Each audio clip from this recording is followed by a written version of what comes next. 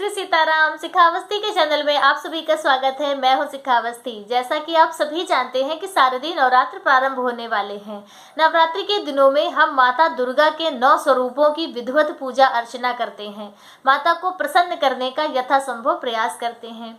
तो शास्त्रों में माता दुर्गा को प्रसन्न करने के 5 कार्य मुख्य रूप से बताए गए हैं, जिसमें से पहला कार्य है घट स्थापना का। घट स्थापना, अखंड ज्योति की स्थापना और दुर्गा सप्तशती का पाठ करना, माता को हवन या यज्ञ अगियारी करना और फिर कन्या पूजन करना। यह 5 कार्य जो व्यक्ति नियम पूर्वक इन 9 दिनों में करता है तो उसे माता दुर्गा की विशेष कृपा प्राप्त होती है। माता रानी उससे प्रसन्न होती हैं, उसके घर में सुख समृद्धि उन्नति का वास होता है और उस घर में धन धान्य की कभी कमी नहीं होती है।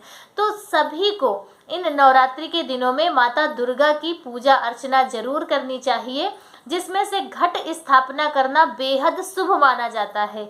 जिस घर में घट स्थापना होती है वहां पर सभी देवी देवताओं का, पवित्र नदियों का, पवित्र तीर्थ स्थानों का वास माना जाता है। घट स्थापना करना बहुत ही शुभ होता है, माता दुर्गा की विशेष कृपा प्राप्त होती है।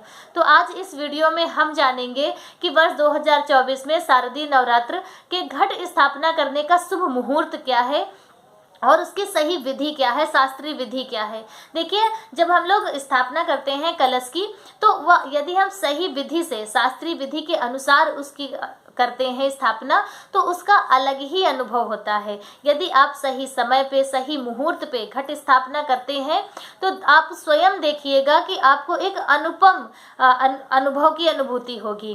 तो इस बार आप इस बात का विशेष ध्यान रखिएगा, शुभ मुहूर्त पे और सही विधि से ही घट स्थापना कीजिएगा। तो घट स्थापना करने के लिए हमें सबसे पहले मुहूर्त जानना बहुत आवश्यक होता है। तो मुहूर्त वर्ष 2024 में शारदीय नवरात्र के घट स्थापना का शुभ मुहूर्त रहेगा। सुबह 6:17 से प्रारंभ होगा और 7:22 तक सबसे शुभ मुहूर्त माना जाएगा घट स्थापना का। यदि आप इतने सुबह नहीं कर पाएंगे, क्योंकि घट स्थापना करने में, नवरात्रि के प्रथम दिन पूजा अर्चना करने में बहुत ज़्यादा समय लगता है पहले दिन पे, तो यदि आप ना कर पाए तो फिर आप दोपहर में अभिजीत मुहूर्त में घट स्थापना कर सकते हैं। तो अभिजीत मुहूर्त का समय रहेगा 11:31 से 12:19 का। इस समय पर भी आप घट स्थापना कर सकते हैं और घट स्थापना शुभ मुहूर्त में ही करनी चाहिए। अब हम जान लेते हैं कि सही विधि क्या है और स्थापना करने का सही स्थान क्या है। हमें किस स्थान पे कलश को रखना चाहिए, हमारी कौन सी दिशा में होना चाहिए और माता की कौन सी दिशा पे कलश होना चाहिए। कलश के ऊपर जो हम लोग नारियल रखते हैं उसकी जगह कौन सी होनी चाहिए, उसका मुख किधर होना चाहिए और किधर नहीं होना चाहिए, क्योंकि यदि आप गलत तरीके से नारियल रखते हैं तो उसके बहुत ही दुष्परिणाम होते हैं। तो इस बात का भी बहुत ध्यान रखना चाहिए, नारियल भी सही दिशा में ही रखना चाहिए। घट स्थापना के लिए आपको जहाँ पे आपने माता की चौकी सजाई है वहीं पे आपको घट स्थापना करनी है। घट स्थापना 2 तरह से होती है। बहुत लोग कलश की स्थापना अलग करते हैं और ज्वारों की स्थापना अलग करते हैं, और बहुत से लोग जो ज्वारे का पात्र होता है उसी में कलश की भी स्थापना करते हैं। हम लोग यही विधि करते हैं। जो ज्वारे का प्याला होता है, मिट्टी का प्याला जिसमें हम लोग ज्वारे बोते हैं, उसी में बीच में कलश रखते हैं। तो आपको सबसे पहले माता दुर्गा के दाहिनी तरफ, माता दुर्गा जहाँ आपकी देवी माँ स्थापित होनी है उनके दाहिनी तरफ और आपके हाथ बाईं तरफ कलश की स्थापना होगी। ये आप जगह जरूर जान लीजिएगा कि माता के दाहिनी तरफ होगा और आपके बाईं तरफ यानी बाएं हाथ पे आपके कलश की स्थापना होगी। यह कलश की सही दिशा और शुभ मुहूर्त मतलब सही स्थान बताया गया है।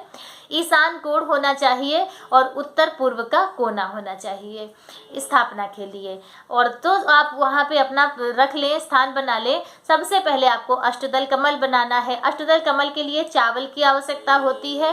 रंग बिरंगे चावल भी आप प्रयोग कर सकते हैं, हल्दी से और किसी कलर से आप कर सकते हैं, या फिर आप सफ़ेद स्वच्छ जो साफ सुथरे चावल हो अच्छे, तो उनसे आपको अष्टदल कमल बनाना है। और फिर आपको अपना कलश का पात्र रखना है। जो भी पात्र आप लें, मिट्टी का लें, धातु का लें, और उसके बाद सबसे पहले आपको गंगा जल का छिड़काव करके उसमें आपको स्वास्तिक का चिन्ह बनाना है। स्वास्तिक का चिन्ह बनाने के बाद गले में आपको कलावा बांधना है, मौली घट में। उसके बाद सबसे पहले आपको उसमें गंगा जल डालना है। गंगा जल डालने के बाद फिर आप शुद्ध जल से उसे भर दें, घड़े को अपने पूरा भर दें जो कलश है। और उसके बाद उसमें आप थोड़ा सा जैसे गंगा जल या इत्र डाल दें, तो उससे जो जल है आपका सुगंधित रहेगा, क्योंकि यह जल आपका 8 दिनों तक रखा रहेगा एक ही जगह पर। और उसके बाद सबसे पहले आपको चंदन डालना है। चंदन डालने के बाद हल्दी की गांठ डालनी है। यदि हल्दी की गांठ नहीं है तो आप उसमें हल्दी पाउडर भी डाल सकते हैं। फिर आप उसमें दूर्वा घास डालिए, पंच पल्लव लगाइए। पंच पल्लव में आप किसी भी पवित्र आम के पत्ते, अशोक के पत्ते, पान, बरगद, पाकर, कोई भी आपको पत्ते लेने हैं। 5, 7, 9, 11 की संख्या में आप पंच पल्लव को लगाइए और फिर उसमें कुसा घास डालिए। जो कुसा घास आती है अभी पितृपक्ष में प्रयोग में आई होगी, तो थोड़ी सी बस एक टुकड़ा आपको लेकर उसमें कुसा घास का डालना है। और फिर आप उसमें सुपारी डालिए। सुपारी के बाद फिर आप उसमें सिक्का डालिए। सिक्का यदि चांदी का हो तो सबसे उत्तम है, क्योंकि जब नवरात्रि के बाद आप उस सिक्के को निकालेंगे तो उसके बहुत ज़्यादा प्रभावशाली वो सिक्का हो जाता है। और फिर आप उस सिक्के को अपनी तिजोरी में रख के देखिए, चमत्कारी लाभ आपको प्राप्त होंगे। तो फिर आप सिक्का डालने के बाद फिर उसके बाद जो पत्ते हैं उनमें सभी में आपको चंदन और रोली से टीका लगा देना है। फिर आपको उसके ऊपर पूर्ण पात्र रखना है। पूर्ण पात्र यानी कि चावल से भरा हुआ कटोरी, वह आप रखें। और उसके बाद आपको उस पूर्ण पात्र के ऊपर नारियल रखना है।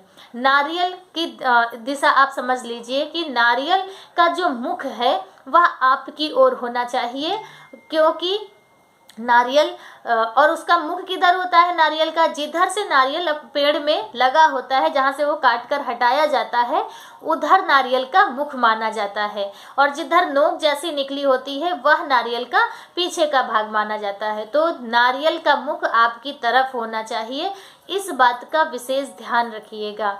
और नारियल में चुनरी जरूर लपेट दीजिएगा, एक लाल। अगर चुनरी नहीं है तो लाल कपड़ा आप लपेट दें। लाल कपड़ा भी नहीं है तो 5 या 7 राउंड लगाकर आप कलावा उसमें बांध दीजिए। तो इस प्रकार से आपको रखना है और इस प्रकार से आपको घट स्थापना करनी है। फिर आपको वरुण देव का ध्यान करते हुए और समस्त देवी देवताओं का ध्यान करते हुए आपको उनकी पूजा अर्चना करनी है, कलश देव की। और ये भाव रखना है कि समस्त देवी देवता, सभी पवित्र नदियाँ, पवित्र स्थान, जितने भी तीर्थ स्थान हैं, सभी का वास उस घट के अंदर है। तो फिर आपको वह घट हिलाना डुलाना नहीं है, इधर उधर नहीं करना है। पूरे 9 दिनों तक वह जो कलश है आपका वहीं पर रखा रहेगा। तो इस प्रकार से आपको घट की स्थापना करनी है और सही विधि के अनुसार कीजिए। और फिर उसका आप उसका जो अनुभव मिलेगा आपको, वह आप उसकी अनुभूति कीजिए। आज का वीडियो मेरा बस इतना ही। मिलते हैं दूसरे वीडियो में दूसरी जानकारी के साथ। तब तक के लिए श्री सीताराम, जय माता दी।